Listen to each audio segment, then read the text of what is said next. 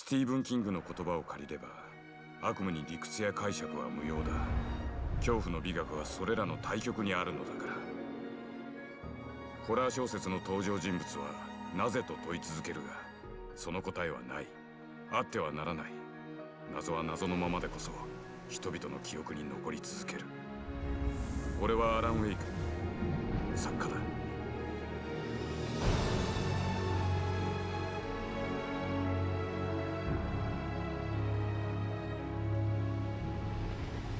人一倍想像力が豊かな俺にとっても、この夢はあまりにも荒唐無稽で不吉で不安をかきたてられた。そう全ては夢から始まったのだ。悪夢ではありがちな話だが、俺は急いでいた。何かとても重要な理由で東大へ行かなくてはならない。俺は猛スピードで海岸線を飛ばしていた。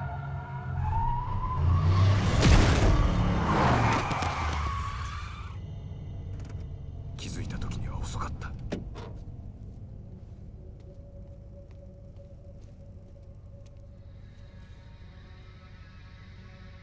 脈がなかった。これでもう二度とアリスに会えないのだと思った。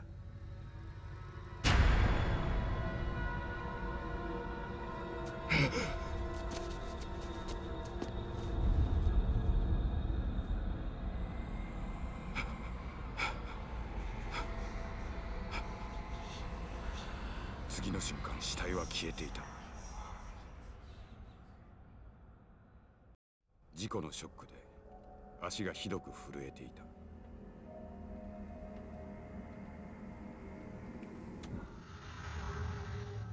Hello, my name is Mikael Kasurinen and I'm the lead game designer of Alan Wake. This is a video game commentary that spans throughout the whole game. Commentators will appear like this on the screen every time there's something that we like to talk about. But be aware that this commentary is full of spoilers. If you haven't played the game yet and you want to experience it as it was meant to be played, stop now, go back to the option screen and turn off the commentary. You can always come back later. This commentary is location based, so every time you hear a commentary that you want to listen to, stop moving and don't try to advance to the next location. Feel free to look around, but moving forward to the level might actually override the existing commentary. The only way to replay a comment is to restart the last checkpoint. Now, enjoy the commentary and have fun.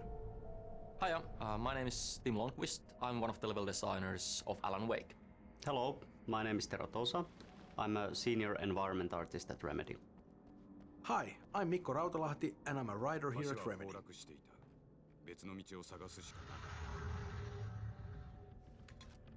Here we are in the very beginning of Alan Wake. Since dreams and dreamlike states are a big deal for us, it's kind of fitting that we start things off with a good old-fashioned nightmare. We also do a couple of other things here though. For example, we introduced Thomas Zane. We don't call him that yet, but that's what the big floating ball of light is. And we also do a tutorial here, and that was actually kind of challenging because it's not very easy to marry the idea of a story introduction and a tutorial together, but you know, I think we did an okay job with that. "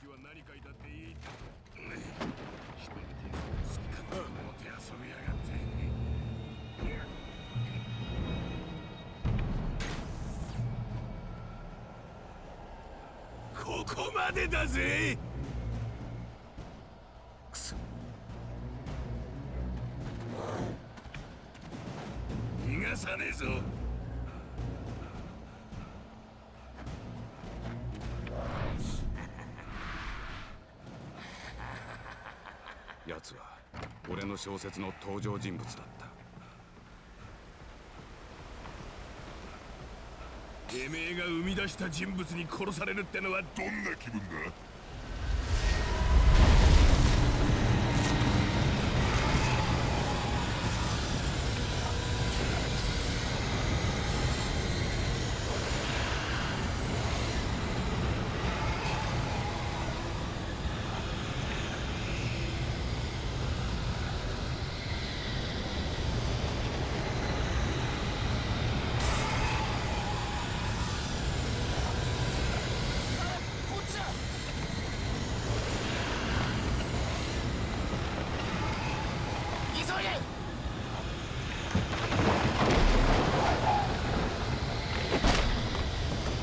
さん、僕だ。クレイ・スチュワードです。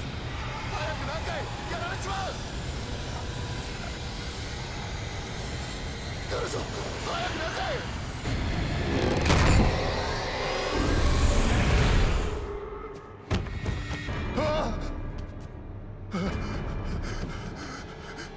来るな。死ね。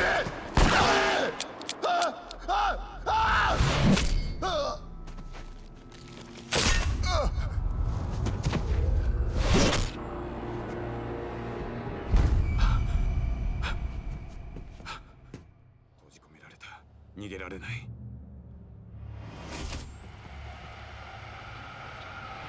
死ね、死ね、死ね、死ね、死ね、死ね、死ね、死ね。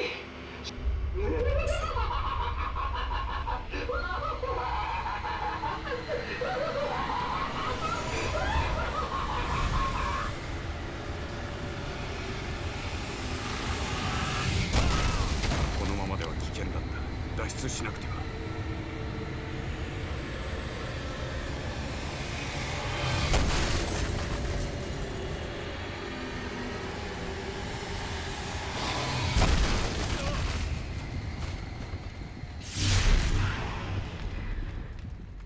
光を追え。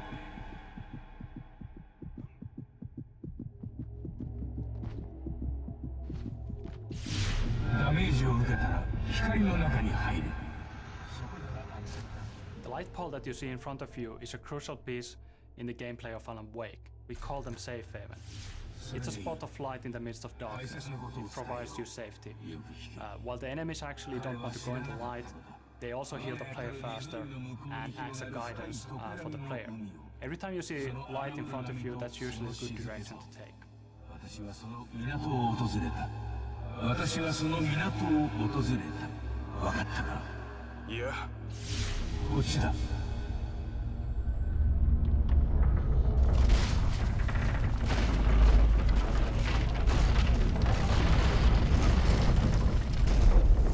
君に警告するため夢に侵入した。闇は危険だ。今はまだ眠っているが、君の存在を感じれば目覚めるだろう。時間がない。重要なことだけ教えよう。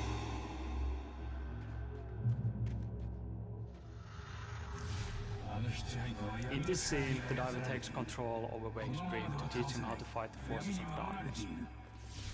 The basic concept is simple. Turn the light on top of Taken and you can see the darkness burning away. After that, you are able to defeat Taken with your revolver.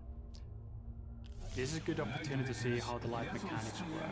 Turn the light on top of him and you can actually see a small halo forming around him. The halo gets smaller, the less darkness there's left.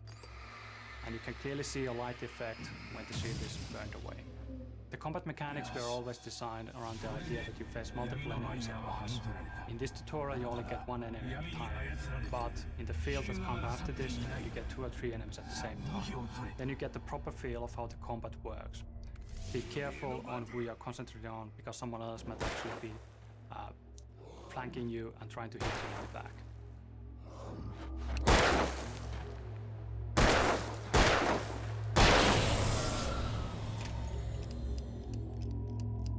よくやった。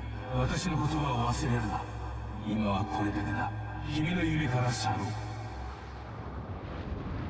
悪夢の中では暗闇が世界を支配していた。灯台が唯一安全な場所だった。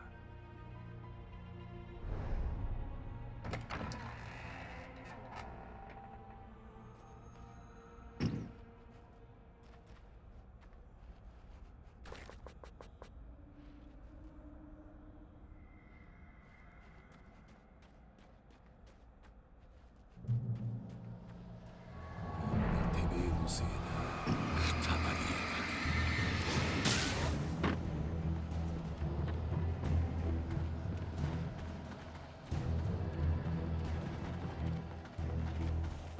終わりなんだよ、ウェイク。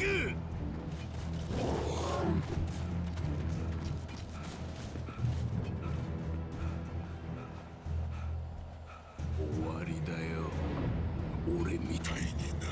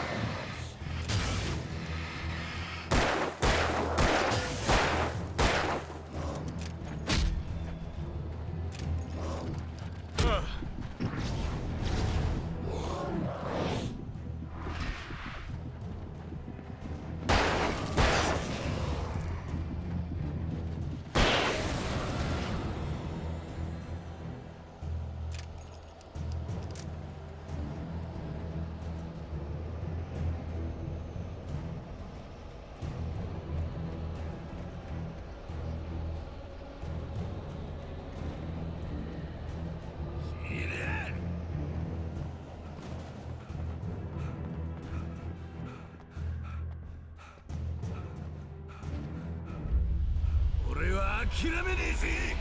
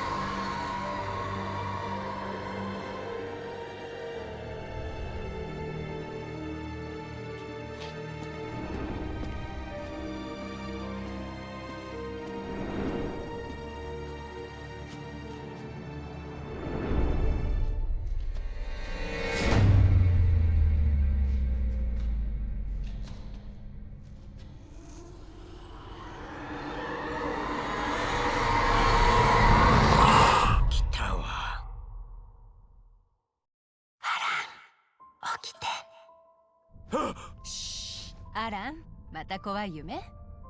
大丈夫。居眠りしてたのよ。ああ、やっと眠れたと思ったのにな。元気出して。着いたわよ。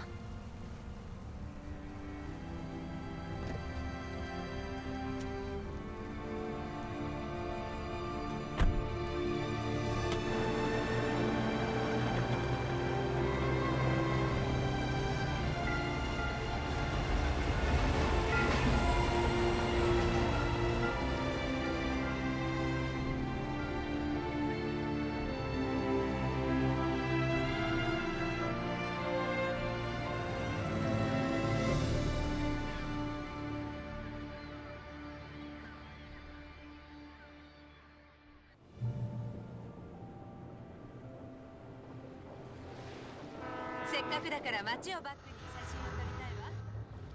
The events of the game take place in the Pacific Northwest region of United States. This is a beautiful region that has in the past been featured in numerous TV shows and movies, like The Shining and Twin Peaks.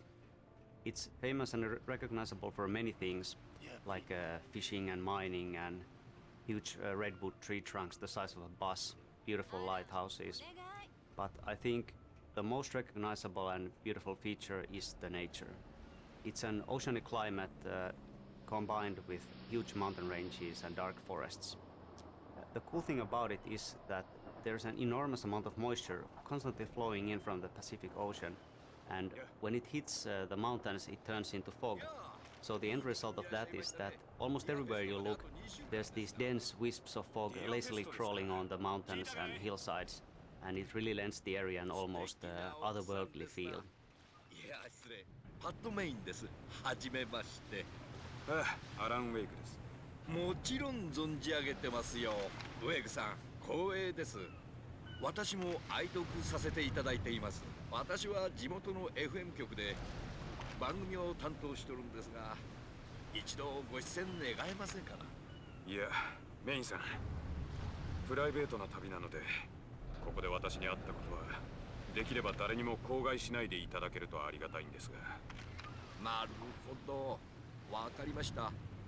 でももし気が変わったらいつでもご連絡ください。では素敵な休暇を。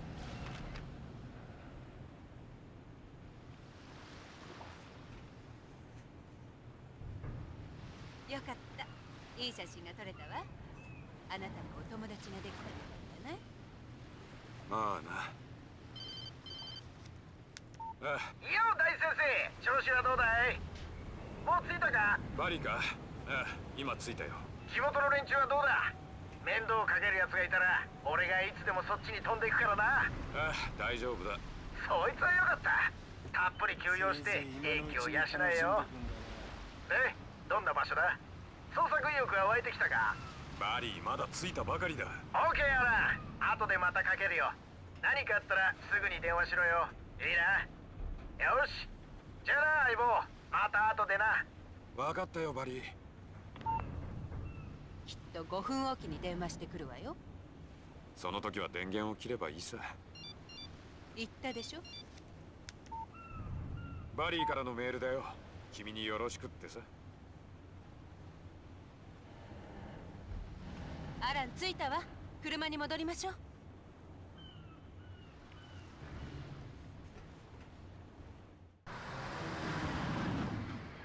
ダイナーでキャビンの管理人から鍵を受け取らなきゃ。カール・スタッキーって人が待ってるはずよ。私はガソリンを入れて15分後に迎えに来るわ。あアラン、来てくれてありがとう。ああ、じゃあ後で。心配ないさ。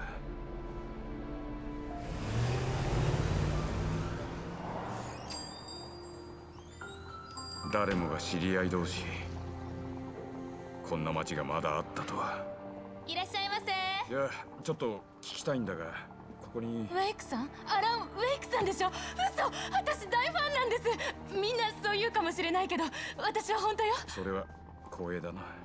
ローズよ。ローズ、カール・スタッキーって人は来てるかい？カール？もちろんよ。トイレに行ってるけど、すぐ戻るわ。あなたの本、全部持ってるわ。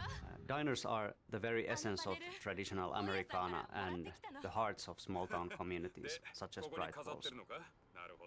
There being so many of them and many of them looking very much like each other, source material for this location was always going to be plentiful. But even so, from the start, we had a certain one in mind. If you can remember a certain black tie wearing, pie munching FBI agent who likes a damn fine cup of coffee, you'll know the one I'm talking about. 足がしびれちまって立てやしねえんだい。結構不良ってやつさ。ああ、マジかよ。またココナッツだ。しけた野郎だ。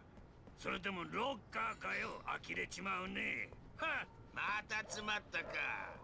何？ちょいと蹴っ飛ばしてやりゃ一発さ。この先に行ってはダメ。暗闇は危険なのよ。私は大丈夫ですよ。スタッキーを探して鍵を受け取り、一刻も早く店を出たかった。熱烈なファンという人種が俺は特に苦手だった。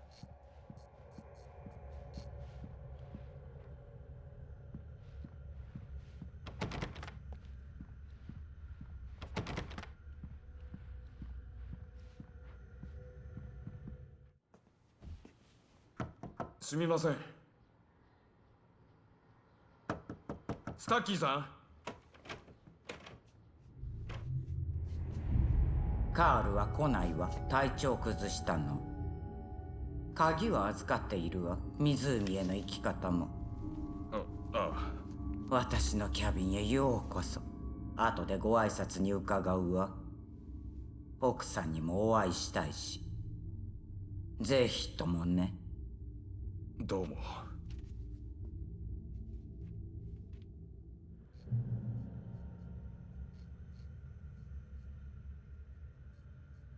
コールドロンレイクは特別な場所よ。とってもね。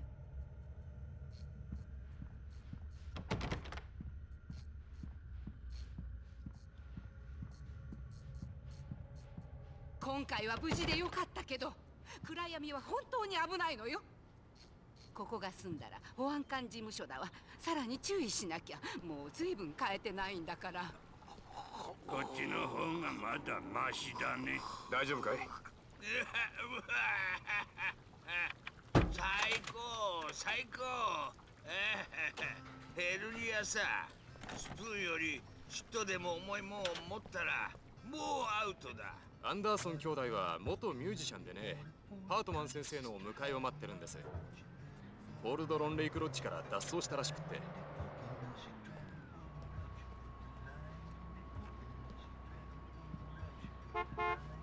またね。ミッション完了。鍵と道順だ。ありがとう。ライトも買ったわ。念のためにね。おい待ってくれ。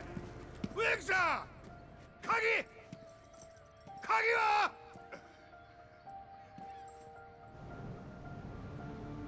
変な連中ばかりだったよ。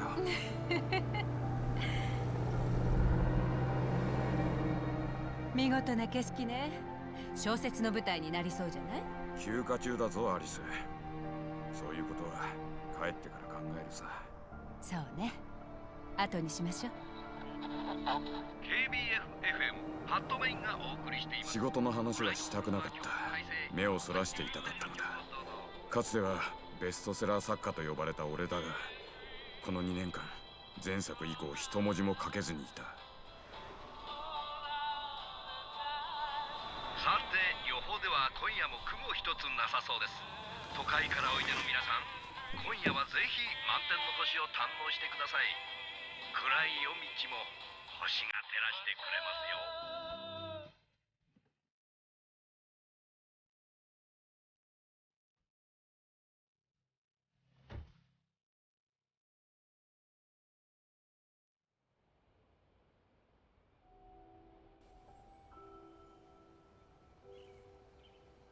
うわ、素敵じゃない。悪くないね。心配ないよ。暗くなる前には部屋に入れるし、ライトもある。大丈夫よ。アリスは暗闇を極端に怖がった。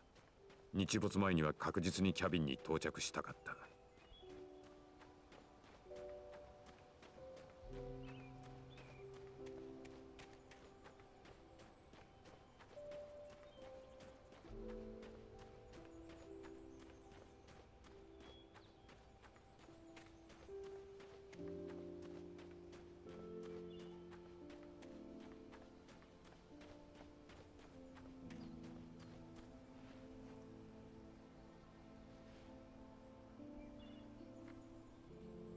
バードレッグキャビンという妙な名前は明らかにこの島の形からついたのだろう。この湖はカルデラ湖で湖底に旧火山があるとのことだった。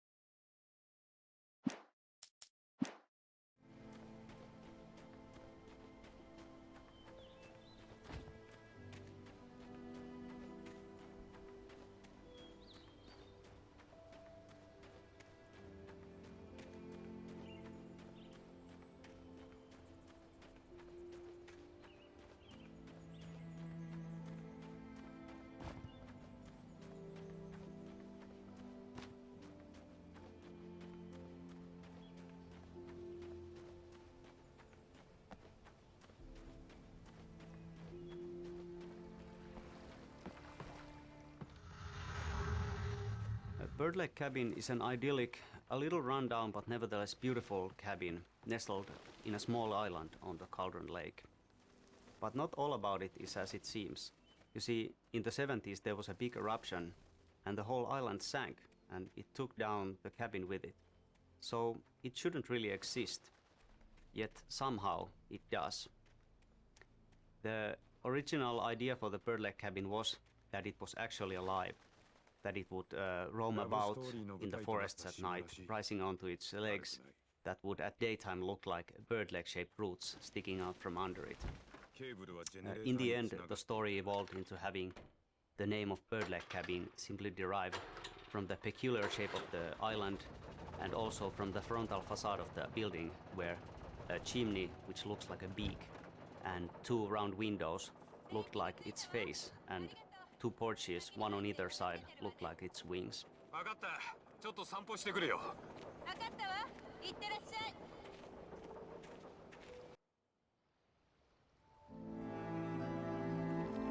美しい場所だった。ここならきっと仕事を忘れてゆっくり休養できる。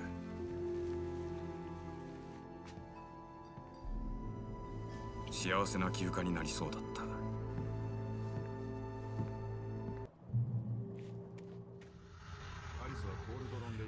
We spend a lot of time talking about Alice in the game, but we don't actually see all that much of her because she disappears. That's why it was very important for us to establish her as a major force in Wake's life in the very beginning of the game. Their relationship is very interesting because Alice is actually a lot smarter and stronger than Wake is. She's capable of manipulating him and is quite willing to do so if need be. That's how they end up at Cauldron Lake in the first place. But what she does out of love. She really just wants to help him. And he does need all that help because he kind of falls apart without her. She's a lot stronger than that. She could survive without him, but I'm not sure if Wake could ever live without Alice. 2階よ。見せたいものがあるの。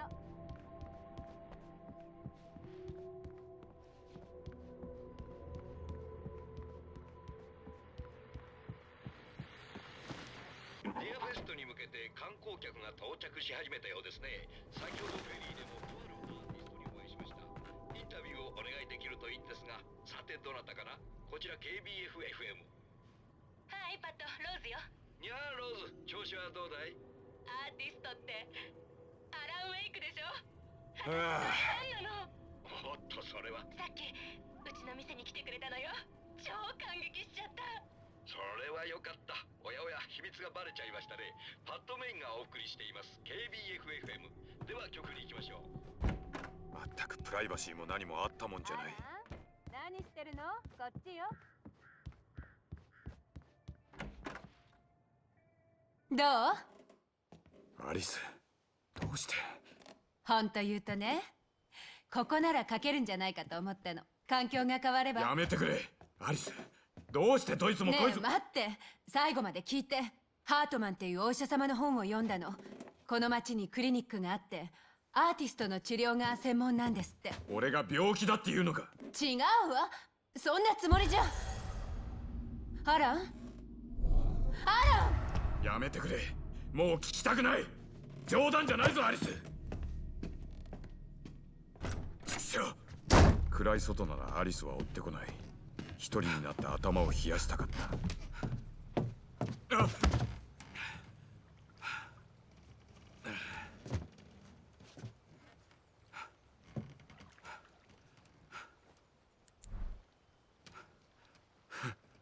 何やってんだ。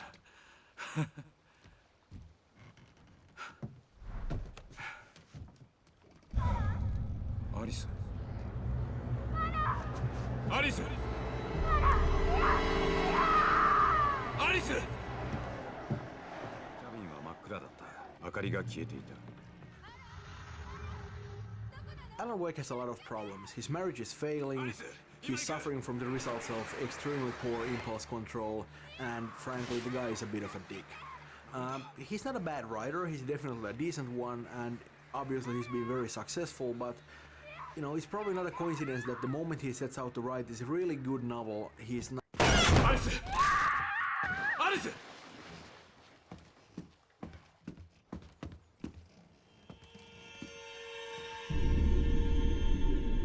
Alexa!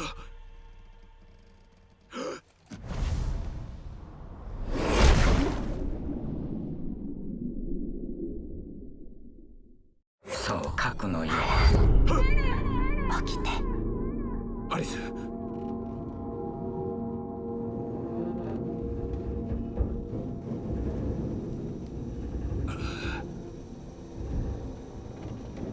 大破した車の中だった。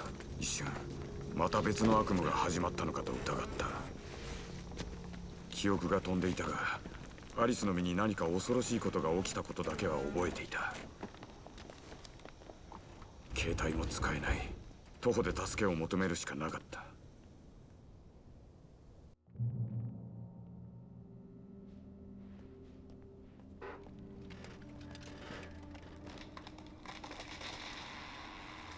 アリスの荷物の中に創作家のジレンマという本があった。エミル・ハートマンの著作だ。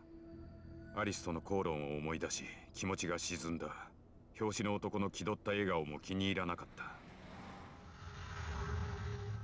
Designing the environments, we are making full use of the diversity of nature in Pacific Northwest region. In this episode, we find Alan Wake crashed in a car, unable to climb back to the road, and facing a long hike through the forest to reach a distant gas station where he hopes to find help. The area is a rocky, forested valley. He has to go through a logging site and also a marshland that follows the bottom of the valley and a river crossing. In the end, there is a vintage old gas station to explore, so really it's a visually very interesting location.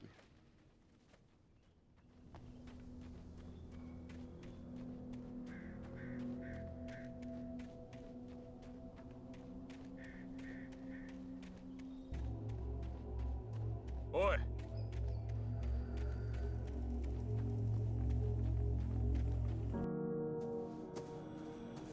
すみません。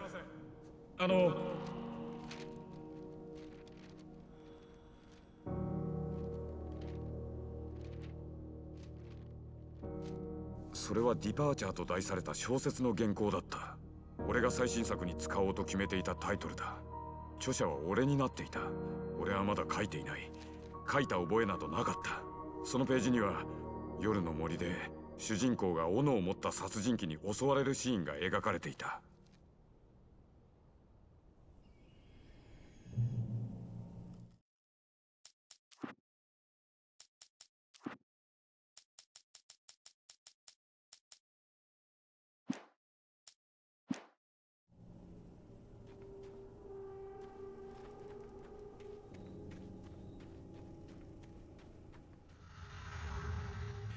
Well, as you can see, Wake has just found his first manuscript pages. They just sort of floated down from an unearthly light. And the manuscript is really one of our main storytelling tools in the whole thing, and one of our most important concepts in the entire game. And that stuff was actually really difficult to write because, you know, you don't have a lot of space there. You have a couple of paragraphs, and you kind of need to be able to tell a little story there. Yeah, and I also think that manuscript pages are a big part of the whole Alan Wake experience. While it also tells a lot about the world itself, it also gives you a really deep history of different characters in the game. Yeah, and it feels kind of natural too, because you know, we sort of made the pages a part of the whole thing. They're not just sort of, you know, random things in the, you know, sort of, you know, on the sideline, but they're actually something that's really a part of the plot because they really are the plot. Exactly, and I especially like the idea how certain pages actually predict some events that are going to occur in the future. Yeah, we do a lot of foreshadowing there, but it's not, you know, we don't really do the kind of a thing where we sort of, you know, hint at something. We actually come right out and flat out, you know, say it, because that's sort of, we want to prove the player that, you know, what's written on the pages actually literally happens in the game. Yeah, it's really cool when that happens. If somebody actually reads the page and sees how the stuff unfolds in front of him while he plays it, I think that would be really cool for somebody. And it's so bad that I've actually read all the pages and I don't get that experience, but I would think that it's really cool when you actually experience it. And I know a lot of players are probably just going to run through and just sort of skip the pages, and, you know, that's fine, you can do that, you can play, you know, a cool action game like that, but there's actually a lot more to the game than just the shooting. Yeah, exactly.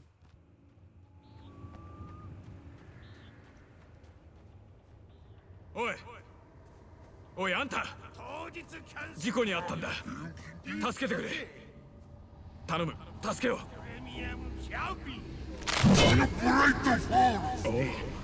カール・スタッキーです。どうぞよろしく。ご予約は前金で。迷路開封。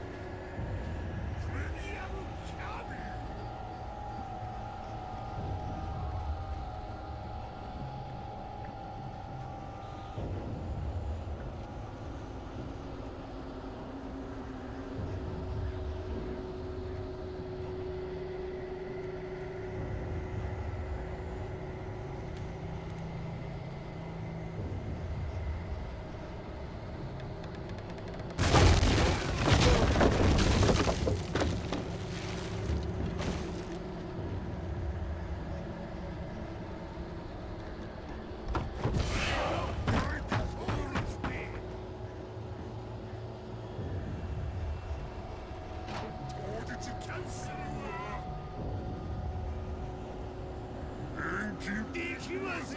くそ。今大量か。一石二鳥。健康増進。グレートフォールズで。なんとかしなくては。スタッキーがシャイニングのようにドアをぶち破るのは時間の問題だった。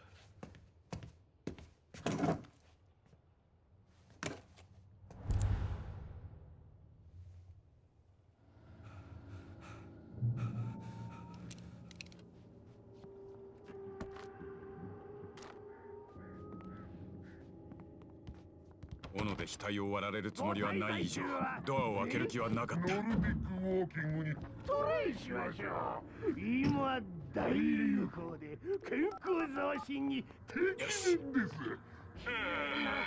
ブライトフォールズ保安官事務所。もしもし、もしもし。まさに一石二鳥。まずいな。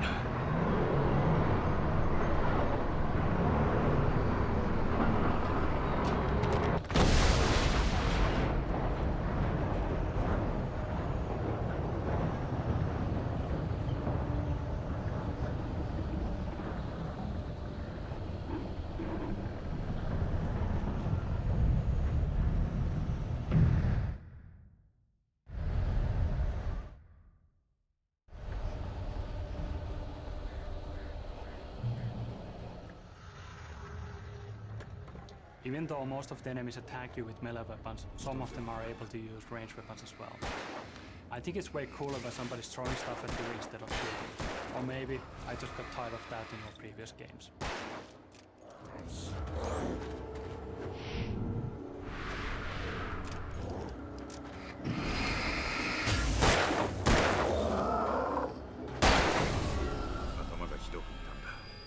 射撃場以外で発砲したのは初めてだった。たった今誰かを何かを撃ったのに、それは跡形もなく消えてしまった。夢だとしても吐き気がするほどリアルだった。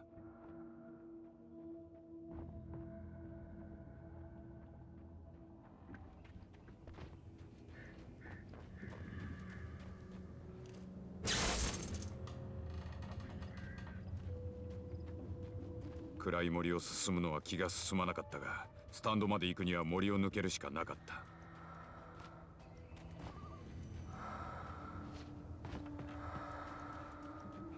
フラッシュライトの光に奇妙な落書きが浮かび上がった。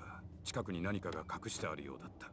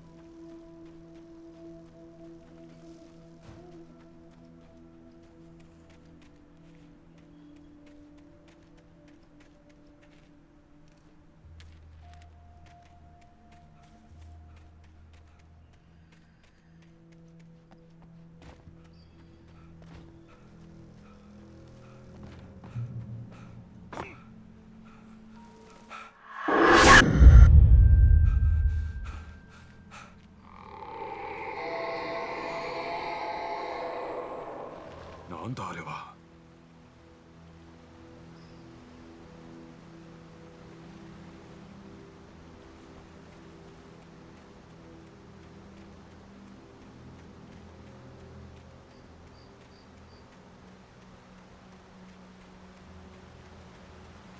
足元に流れる川を見たとき、頭の中で何かがひらめいた。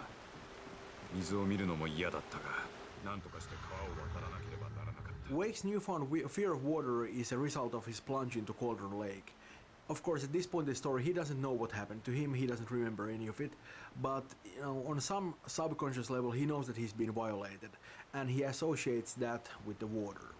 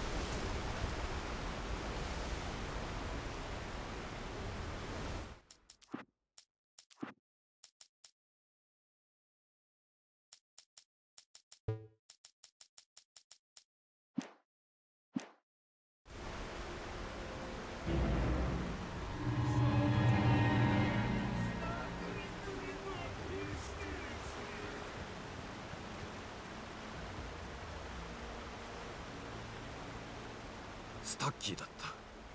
闇の中を追ってきていた。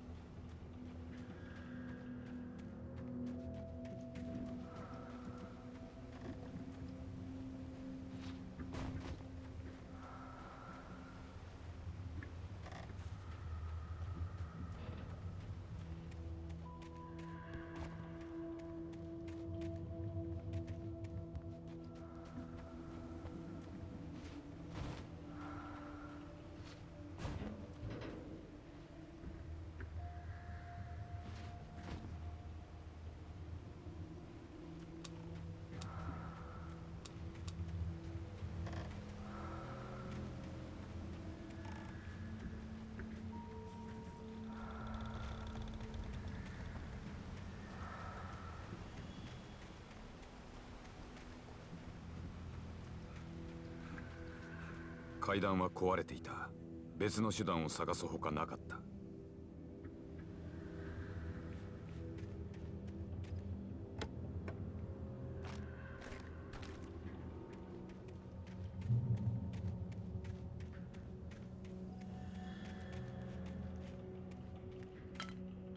電気が来ていなかった。どこかにジェネレーターがあるはずだった。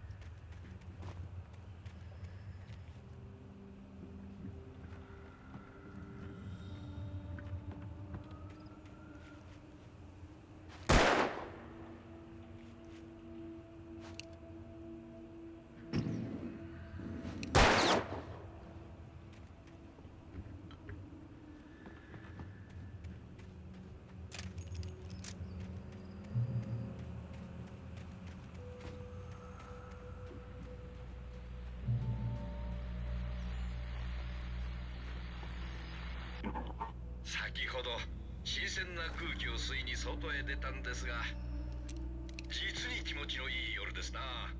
ほとんどの皆さんはもうお休みでしょうが、まだ起きておられる方はぜひ表に出て深呼吸してみてください。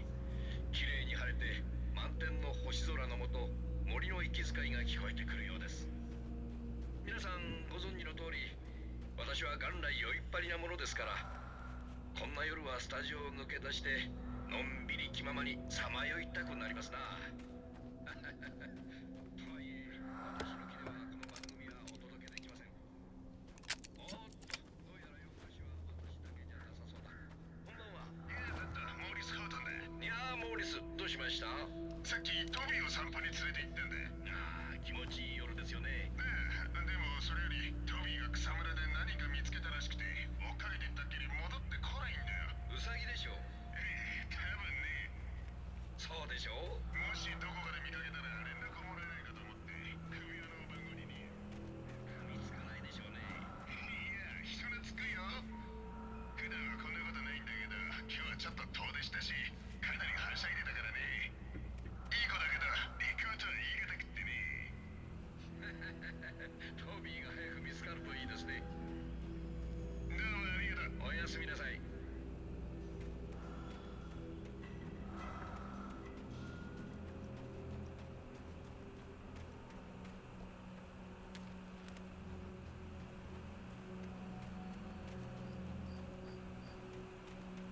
スタンドは閉まっていたが、暗闇を照らす照明が頼もしかった。 Most of the gameplay locations we have in the game incorporate the idea of a journey into them.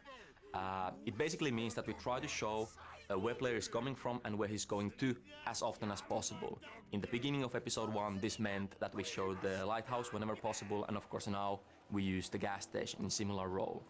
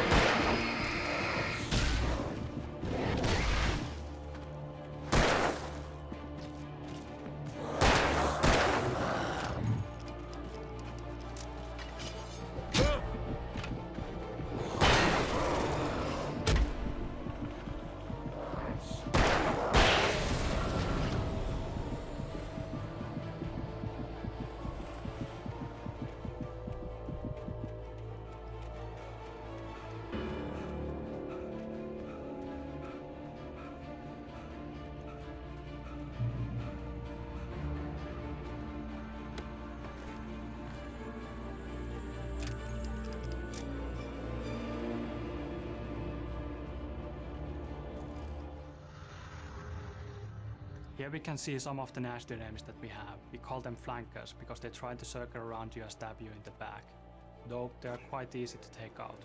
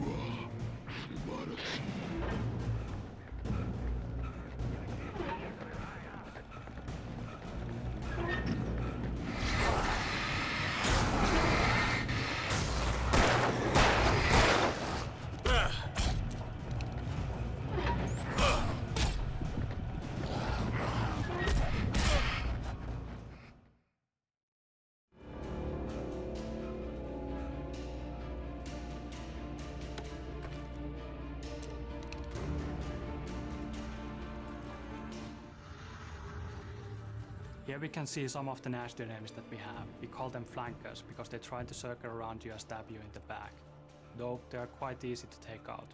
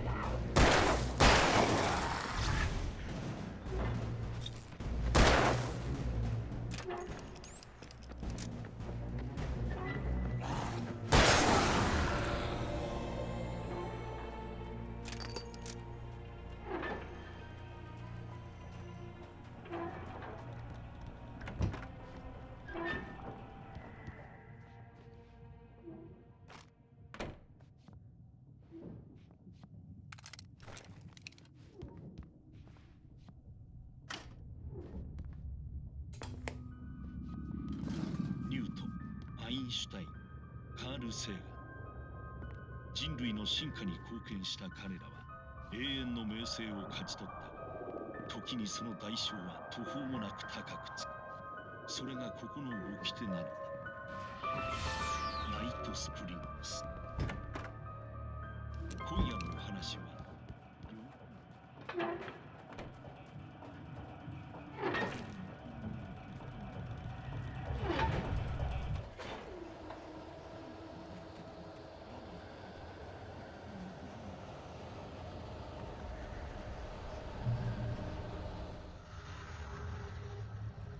The journey from the crash car onwards has seen a steady escalation of suspense, and now we're wrapping it up with the meeting with possessed Karl Staki.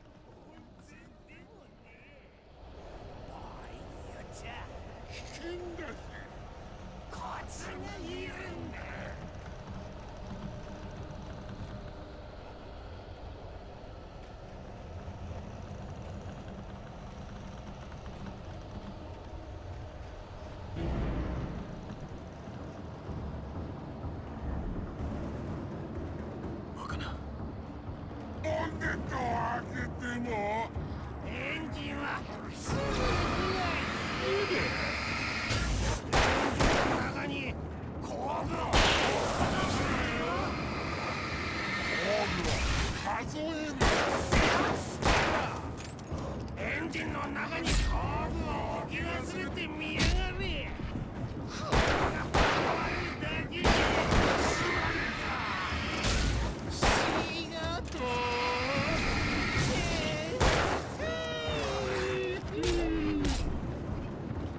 俺に任せとけ。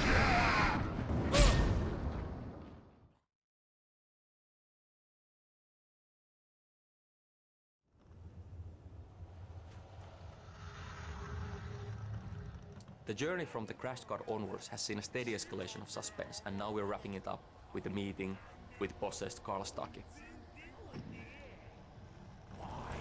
危険だし、コツがいるんだ。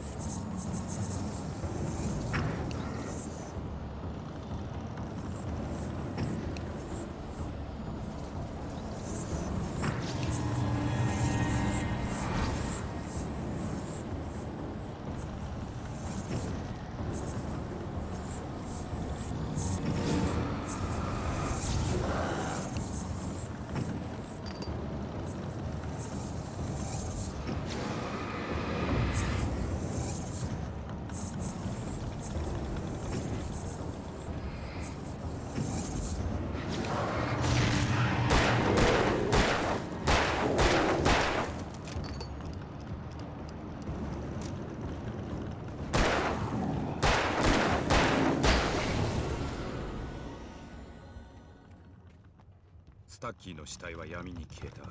この悪夢に一生悩まされることになっても、今は生きてスタンドにたどり着きたかった。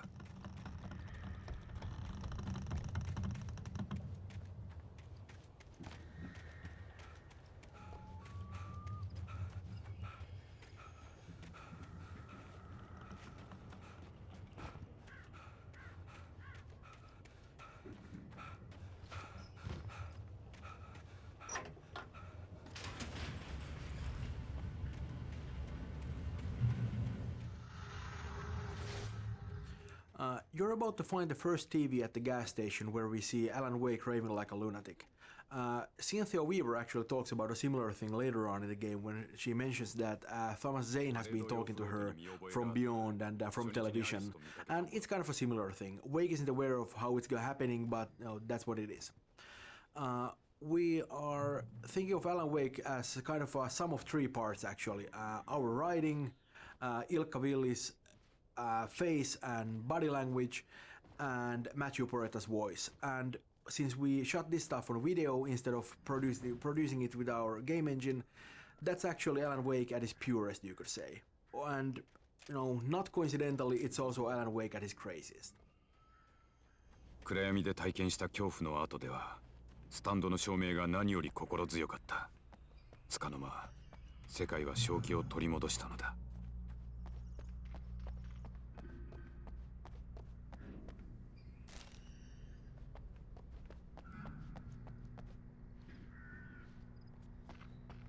町に到着した時、ディアフェストは2週間先だった。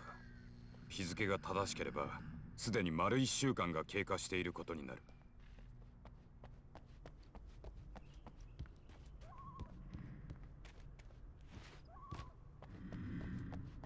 中に入り電話で助けを呼ぶつもりだった。ガレージはひどく散乱していた。強盗に入られたか、乱闘の後のようだった。書き続けるんだ。外は闇だ。キャビンの外も物語の外も闇の中に彼女の気配を感じる。彼女の香水の匂いがする。彼女を取り戻すんだ。俺が書けば現実になる。書くのをやめれば消えてしまう。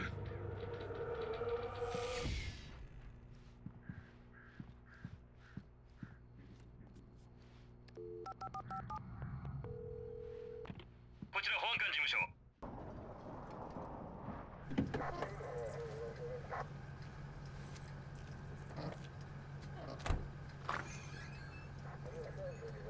あ、保安官。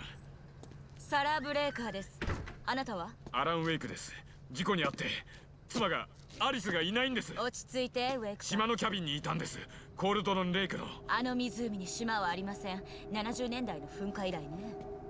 でも確かにキャビンが。頭をかなり強く打ったようですね。大丈夫ですか？だから話は後で。車に乗って湖に寄ってから署に向かいましょう。さあ。スタッキーを見ませんでしたか？ここのオーナーですが。